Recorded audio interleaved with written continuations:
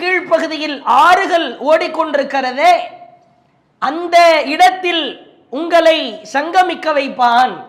சொல்லிவிட்டு அல்லாஹ் பயன்படுத்துகிற வார்த்தையை பாருங்கள். சுப்ஹானல்லாஹ். இந்த உலகத்தில் பரிசுத்தமான முஃமின்களாக, பாவம் கலவாத முஃமின்களாக வாழ்ந்தால் நமக்கான பரிசு என்னவென்பதை அல்லாஹ் அந்த நாளில், அந்த ஒரு மகத்தான நாளில், அச்சம் நிறைந்த நாளில், சிரமம் சூழ்ந்திருக்கிற நாளில் அல்லாஹ் தெளிவுபடுத்துகிறான். சொர்க்கம் இருக்கிறதப்பா, அந்த சொர்க்கத்திற்கு கீழே ஆறுகள் ஓடும். அடுத்த ஒரு விஷயத்தை சொல்லுகிறேன் கேள்.